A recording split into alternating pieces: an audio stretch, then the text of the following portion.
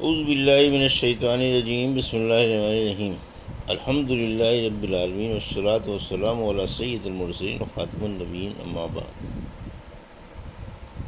صحیح بخاری، باب کتاب الحج، حدیث نمبر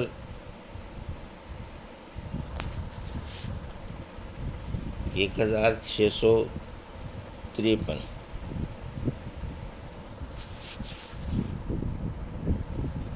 اردو ترجمہ۔ جو شخص مکے میں رہتا ہو وہ مینا جاتے وقت بطحا وغیرہ مقاموں سے احرام باندھے، اور اسی طرح ہر ملک والا حاجی جو عمرہ کر کے مکے میں رہ گیا ہو۔ اور عطا بن ابی رواح سے پوچھا گیا، جو شخص مکے ہی میں رہتا ہو وہ حج کے لیے لبیک کہے تو انہوں نے کہا کہ ابن عمر 8ویں ذی الحج میں نماز ظہر پڑھنے کے بعد جب سواری پر اچھی طرح بیٹھ جاتے تو لبیک کہتے۔ عبد الملک بن ابی سلیمان نے عطا سے انہوں نے جابر رضی اللہ عنہ سے بیان کیا کہ نبی کریم صلی اللہ علیہ وسلم کے ساتھ ہم حجۃ الوداع میں مکے آئے، پھر 8ویں ذی الحج تک کے لیے ہم حلال ہو گئے، اور اس دن مکے سے نکلتے ہوئے جب ہم نے مکے کو اپنی پشت پر چھوڑا تو حج کا تلبیہ کہہ رہے تھے۔ ابو زبیر نے جابر رضی اللہ عنہ سے یوں بیان کیا کہ ہم سے کہا کہ جب آپ مکے میں تھے تو میں نے دیکھا اور تمام لوگوں نے احرام چاند دیکھتے ہی باندھ لیا تھا، لیکن آپ صلی اللہ علیہ وسلم نے 8ویں ذی الحج سے پہلے احرام نہیں باندھا۔ آپ نے فرمایا کہ میں نے رسول اللہ صلی اللہ علیہ وسلم کو دیکھا، جب تک آپ مینا جانے کو اونٹنی پر سوار نہ ہو جاتے احرام نہ باندھتے۔ 8ویں ذی الحج کو نماز ظہر کہاں پڑھی جائے؟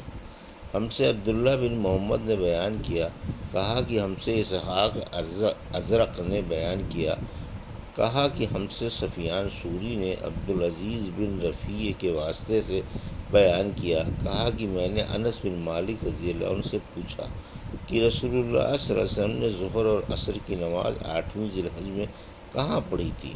اگر آپ کو رسول اللہ صلی اللہ علیہ وسلم سے یاد ہے تو مجھے بتائیے۔ انہوں نے جواب دیا کہ مینا میں۔ میں نے پوچھا کہ 12ویں تاریخ کو عصر کہاں پڑھی تھی؟ فرمایا کہ محسب میں۔ پھر انہوں نے فرمایا کہ جس طرح تمہارے حکام کرتے ہیں اسی طرح تم بھی کرو۔ حدیث نمبر 1654۔ اردو ترجمہ۔ ہم سے علی بن عبداللہ مدینی نے بیان کیا، انہوں نے ابو بکر بن ایاس سے سنا کہ عبدالعزیز بن رفیع نے بیان کیا، کہا کہ میں انس رضی اللہ عنہ سے ملا۔ دوسری سند امام بخاری رحمۃ اللہ علیہ نے کہا، اور مجھ سے اسماعیل بن ابان نے بیان کیا، کہا کہ ہم سے ابو بکر بن ایاس نے بیان کیا، ان سے عبدالعزیز نے کہا کہ میں 8ویں تاریخ کو مینا گیا تو وہاں انس رضی اللہ عنہ سے ملا، وہ گدھی پر سوار ہو کر جا رہے تھے۔ میں نے پوچھا نبی کریم صلی اللہ علیہ وسلم نے اس دن ظہر کی نماز کہاں پڑھی تھی؟ انہوں نے فرمایا، دیکھو جہاں تمہارے حاکم لوگ نماز پڑھیں وہیں تم بھی پڑھو۔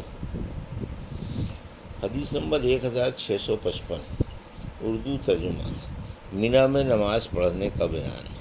ہم سے ابراہیم بن منظر نے بیان کیا، کہا کہ ہم سے عبداللہ بن وہب نے بیان کیا، کہا کہ مجھے یونس نے ابن شہاب سے خبر دی، کہا کہ مجھے عبید اللہ بن عبداللہ بن عمر رضی اللہ عنہ نے اپنے باپ سے خبر دی کہ رسول کریم صلی اللہ علیہ وسلم نے مینا میں 2 رکعت پڑھی، اور ابو بکر اور عمر بھی ایسا کرتے رہے، اور عثمان بھی خلافت کے شروع ایام میں 2 ہی رکعت پڑھتے تھے۔ حدیث نمبر 1656۔ اردو ترجمہ۔ ہم سے آدم بن ابی ایاس نے بیان کیا، کہا کہ ہم سے شعبہ نے ابو اسحاق حمدانی سے بیان کیا، اور ان سے حارثہ بن وہب خزائی نے بیان کیا کہ نبی کریم صلی اللہ علیہ وسلم نے مینا میں ہمیں 2 رکعت پڑھائیں۔ ہمارا شمار اس وقت سب وقتوں سے زیادہ تھا، اور ہم اتنے بے ڈر کسی وقت میں نہ تھے۔ اس کے باوجود ہم کو نماز قصر پڑھائی۔ حدیث نمبر 1657، اردو ترجمہ۔ ہم سے قبیصہ بن عقبہ نے بیان کیا، کہا کہ ہم سے سفیان سوری نے، ان سے اعمش نے، ان سے ابراہیم نخعی نے، ان سے عبد الرحمن بن یزید نے اور ان سے عبداللہ بن مسعود رضی اللہ عنہ نے بیان کیا کہ میں نے نبی کریم صلی اللہ علیہ وسلم کے ساتھ منی میں 2 رکعت نماز پڑھی، اور ابو بکر کے ساتھ بھی 2 ہی رکعت پڑھی، اور عمر رضی اللہ عنہ کے ساتھ بھی 2 ہی رکعت، لیکن پھر ان کے بعد تم میں اختلاف ہو گیا، تو کاش ان 4 رکعتوں کے بدلے مجھ کو 2 رکعت ہی نصیب ہوتی جو اللہ کے ہاں قبول ہو جائیں۔ حدیث نمبر 1658، اردو ترجمہ۔ عرفے کے دن روزہ رکھنے کا بیان۔ ہم سے علی بن عبداللہ مدینی نے بیان کیا، کہا کہ ہم سے سفیان بن عینیہ نے زہری سے بیان کیا، اور ان سے سالم ابو نصر نے بیان کیا، کہا کہ میں نے ام فضل کے غلام عمیر سے سنا، انہوں نے ام فضل رضی اللہ عنہ سے کہ عرفے کے دن لوگوں کو رسول اللہ صلی اللہ علیہ وسلم کے روزے کے متعلق شک ہوا، اس لیے میں نے آپ کے پینے کو کچھ بھیجا جسے آپ نے پی لیا۔ حدیث نمبر 1659، اردو ترجمہ۔ صبح کے وقت منی سے عرفات جاتے ہوئے لبیک اور تکبیر کہنے کا بیان۔ ہم سے عبداللہ بن یوسف نے بیان کیا، کہا کہ ہم کو امام مالک نے محمد بن ابی بکر ثقفی سے خبر دی کہ انہوں نے انس بن مالک رضی اللہ عنہ سے پوچھا کہ وہ دونوں صبح کو منی سے عرفات جا رہے تھے کہ رسول کریم صلی اللہ علیہ وسلم کے ساتھ آپ لوگ آج کے دن کس طرح کرتے تھے؟ انس رضی اللہ عنہ نے بتلایا کہ کوئی ہمیں سے لبیک پکارتا ہوتا، اس پر کوئی اعتراض نہ کرتا، اور کوئی تکبیر کہتا، اس پر بھی کوئی انکار نہ کرتا۔ اس حدیث سے معلوم ہوا کہ حاجی کو اختیار ہے لبیک پکارتا رہے یا تکبیر کہتا رہے۔ حدیث نمبر 1660، اردو ترجمہ۔ عرفات کے دن عین گرمی میں ٹھیک دوپہر کو روانہ ہونا۔ ہم سے عبداللہ بن یوسف نے بیان کیا، کہا ہم کو امام مالک نے خبر دی، انہیں ابن شہاب نے اور ان سے سالم نے بیان کیا کہ عبد الملک بن مروان نے حجاج بن یوسف کو لکھا کہ حج کے احکام میں عبداللہ بن عمر رضی اللہ عنہ کے خلاف نہ کریں۔ سالم نے کہا کہ عبداللہ بن عمر عرفے کے دن سورج ڈھلتے ہی تشریف لائے، میں بھی ان کے ساتھ تھا۔ آپ نے حجاج کے خیمے کے پاس بلند آواز سے پکارا، حجاج باہر نکلا، اس کے بدن پر ایک قسم میں رنگی ہوئی چادر تھی۔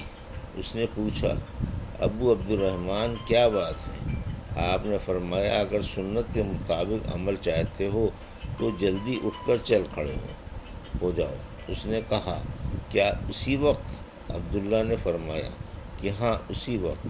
حجاج نے کہا کہ پھر تھوڑی سی مہلت دیجیے کہ میں اپنے سر پر پانی ڈال لوں، یعنی غسل کر لوں، پھر نکلتا ہوں۔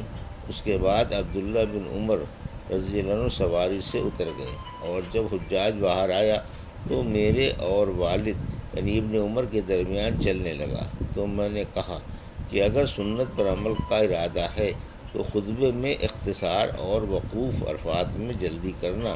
اس بات پر وہ عبداللہ بن عمر رضی اللہ عنہ کی طرف دیکھنے لگا۔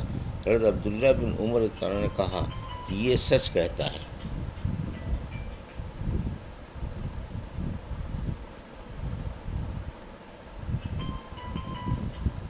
حدیث نمبر 1661،